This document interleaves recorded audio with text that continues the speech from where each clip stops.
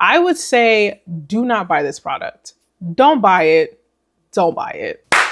Welcome back to the channel. If you're new here, I'm Nefertiti Gold and I'm an electronic R&B artist. And for today's video, we're taking a look at another product by Teenage Engineering, my favorite. Now, it's been a few days since this was announced, since it's been released, but I've only seen what it looked like, but I haven't dug any deeper just so that I can create this video today, because sometimes I'm a little too caught up in life to do like immediate reactions to new product releases and get a video out in time. Now, today's video is sponsored by DistroKid. And if you've been living under a rock, DistroKid is your best friend as an independent artist. It is still by far the easiest and fastest way to get your music on all streaming platforms, especially considering that DistroKid distributes 1/3 of all of the world's music to streaming platforms. They offer free tools for us to use to promote our songs, such as hyperfollow and promo cards. Hyperfollow links serve as a pre-save link, and once your music is released, they automatically convert to links that you can post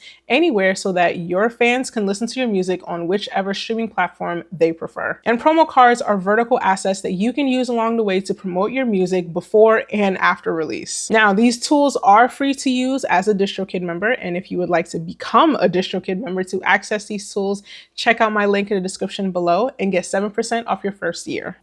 So, back to Teenage Engineering and the new drop. I feel like I have somewhat of a love-hate relationship with Teenage Engineering as somebody who doesn't actually own any of their products, but I want to. I want to love it. I want to just, I want to love it. But it's kind of like I do, but I don't, but I do, but I don't, but maybe I do. Now, I did have a friend that sent me a video to watch on the day that it was released, this new product. I know what it looks like, but I haven't watched anything and I haven't dug any deeper, again, just so that I can make this video. So I do have the video that was sent to me on screen. So I'm just gonna go ahead and take a watch.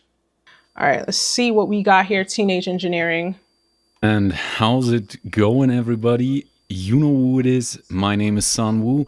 And we are live, and as you have already seen by this is the OP1 Field, the thumbnail and the title, the big time has come. The OPXY release is upon us. Today is the official release anyway, but as it so often happens, one of the retailers has uploaded the pictures a little bit early, and I don't want to make you suffer any longer. And actually, I haven't read the complete text about the product description, so I want to check that out too. And yeah, have a little live reaction to it. So without further ado, here we are. Hello, Let's Steve go. Anderson. Here's the OPXY. Boom. Okay. So. How far into it are we? I have watched 54 seconds. I don't know if you can see at the bottom of my screen. I'll zoom in, but that price tag is crazy. That price tag is crazy. That price tag is crazy. I mean, it's Teenage Engineering, right? I should be used to this by now, but somehow I'm still not. It's one of those things where, like, as a consumer, we can't tell companies what to price their products at, right? Because there's probably always going to be somebody that's going to buy it at the price that they set. But man, I sure wish they made more affordable stuff. And by affordable, I mean, you know, $800 maybe? I mean, do you want to bring it at least a little bit under $1,000? I mean, they have the, what's that? Was the KO2, and then they had the medieval version of the KO2, and that was $300, and that was great. That was, you know, price tag wise, that was great. You know, the first official launch of it was wonky, but from what I hear, they, you know, cleaned up their act and they're pretty much good to go on those. But you know, I was kind of hoping this would be a trend. I was kind of hoping, like, maybe, I don't know, maybe they're trying to, I don't know, help us out a little bit. I don't know. Wow. Wow. That's something. I don't even know if I even want to keep watching this video for real. Now, based off of the timing of this release, I would say do not buy this product. Don't buy it. don't buy it. And part of the reason why I'm saying that is because Thanksgiving, Black Friday, Cyber Monday, all that good stuff, like that's kicking off like in the next week or two, you know, depending on when I post this video. But, you know, the holiday season is upon us. Maybe, you know, maybe we could get like $100 off, because that's what everybody's doing nowadays. You know, nobody's really doing like a sale. My next commentary is, it's a lot of buttons. It is a lot of buttons. Obviously, it's very OP1, and I'm going to assume that the form factor is similar to OP1 just based off of like how it looks. I would not expect this to be any bigger or any smaller like dimension-wise compared to the OP1, especially the OP1 Field. I don't know how I feel about all of these buttons everywhere. Because the one thing that I do actually like about the OP1 Field is that even though it's also technically all buttons, there's still a certain set of buttons that are laid out like a piano roll, right? It's the set of 2 and 3 black keys, right? You can see like the formation of what looks like a piano, something that looks familiar. In this particular instance, I can see the attempt at something that's similar to a piano roll, simply based off of how these buttons are lined up. These at this bottom row here were the numbers, like the 1, 2, 3, 4, 5, 6, 7, 8, 9, 0. That reminds me of the black keys of a piano, in which, you know, it's organized in groups of 3s and 2s. But the buttons underneath it, I mean, those look like function buttons. So that wouldn't look like something that we use for the white keys of the piano. It'd be kind of cool if it came in some other color options that are like monochromatic as well. Okay, taking a look at this, $2,300. It has a sequencer, synthesizer, and sampler, built-in speaker for room-filling sound. Room-filling sound, really? Okay, 16 hours, USB-C rechargeable battery, multi-output port, thousands of user projects, okay, 8 unique synth engines, USB-C audio/MIDI hosts, and then the dimensions are 11.4 by 4 by 1.2 inches, and then it's 31 ounces. All right, let me see, the description is, the new evolution of sequencing, OPXY is a powerful sequencer, synthesizer, and sampler. Stack sounds on a 64-step grid and create thousands of projects. Tactile 24 keyboard and multi-out jack that lets you select one of 4 outputs. 8 unique synth engines, 2 send effect slots, plus brain for transposition. It's a complete studio in the palm of your hand.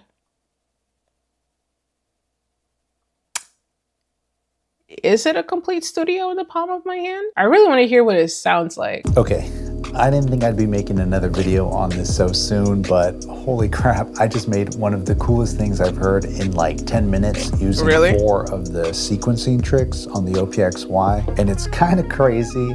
So I wanted to show you how I did it, since it's surprisingly simple. But I feel like if there's anybody that's going to demo a product and really give you a sense of like how it sounds and try to use it to like its fullest potential, I think Ricky Tinez kind of like, he knows what he's doing. But complex at the same time. And it all stemmed from this like 1-bar challenge thing that I'll tell you in a sec. But here's the track. And we're gonna be using the Maestro player, some of the step components. That's pretty nice. Punch-in effects, not gonna hold you. as well as a sequenced brain, which is gonna be smart transposing the sequence around. All the sounds are internal except for my voice, and that you'll hear it in the background, but that's besides the point. But listen to this chord change. This is the part that was like super sick to me. So if we look at our brain, it's moving here. It's gonna start moving into a scale of 16. So this here, it's just changed everything up to a C. And then it changes it back down to a G. And then you can hear those little punch-in effects there, right? Back to G. So this track stemmed from a challenge I gave myself, which was to make a song where everything was a 1-bar pattern. And it began here on this bass line. Check this out. So already you can see it's jumping around, right? I just took this 1 bar pattern and I wanted to make it a bit more interesting using the step components. So on this first, or this, I guess, third step here, I have the velocity fixed, but I have it jumping to step 9, which is right here. Interesting. And you can see that that only happens 1 out of every 2 rotations. So it's kind of this new, I don't even know the math on that, because you're jumping from step 3 to step 9. So you're subtracting these 4 steps, but only every 2. It is so much math. I wasn't expecting that at all. I'm definitely interested to learn just a little bit more about the brain transposer. I'm gonna jump to that part of the video. Chords. So I was like, let me try and use the smart transposer. So in scene 5, if we go and look at our arrangement of just the auxiliary tracks, which are these here, that's when this shows up. So originally it's nothing, but then on scene 5, this comes in, and it's this holding down a C. So it's going to transpose everything from G to C. Because by default, this will know, it just like auto detects the scale based on what notes you're putting in. So I was in G minor, but then if I hold this down, it's going to change it to C Dorian intelligently. AI, I actually don't know, but that's kind of what they're saying, right? I guess. No, I guess they're not really saying that, but it's like intelligent, smart. It's called the brain. It's got to be smart, right? That's what brains do, hopefully. But anyway, this comes in, and I have this set to a track scale of 16. Again, trying to stick to that 1 bar thing of it going here. And the only time I broke the 1 bar rule was for sequencing the punch-in effects, which this is a regular scale of 1 to 1 when it comes to our track timing. But you can see there at the very end, I have on track 4, here it comes, a little beat repeat of this. Oh, and then this happens 1 out of every 2, because you could put the components on even these. And it's, if I hold this down, it's gonna be this one here, so. That's dope. One thing I do wish is I wished that on these, when it's playing this beat repeat, I wish I knew what samples it was hitting, because they are a little loud. And it kind of throws the mix off a bit. Maybe I can find what exactly this one's doing. I think it might be shuffling what sounds our drums are playing. First of all, shout out to Ricky, because he learns gear so fast. Okay, because I would be in and out of the manual trying to figure out a quarter of this stuff. So shout out to him. He picks up equipment so fast, and when he puts together his videos, they are extremely in depth. Like, they're in depth on like an expert level. So he contributes a lot to this community, and I fucks with him. However, maybe I kind of understand the price tag now, seeing as how complicated or how intricate it can get. But it's still expensive. Oh, wait a minute. He has another video on the same thing? Well then. This is the Teenage Engineering OPXY. And today we're gonna cover some of its pros and cons. I didn't realize there were 2 videos on it. Workflow with it. And by the end of this, you'll have a way better idea of what it can do and can't do, and whether or not you should spend, wait for it, you sitting down? Oh, I was sitting down. $2,000 on it. $2,000. All right. First of all, y'all need to start saying the price for what it is. Okay, it's $2,300. Okay, 23. That little $22.99. That's psychological marketing. Round it up. Okay, round it up. You have these 8 tracks, and in here you load up a drum kit, right, on 1 and 2. That's kind of how the default thing starts. But in each one, you have these 24 sounds, right? But the only independent parameters. Okay, so I guess I was wrong before. That gradient layer, that's your sequencer. And that organization of the 3s and 2s, that is supposed to be like the keyboard. And then the buttons on the bottom row essentially coordinate to what the white keys would be. So I was wrong.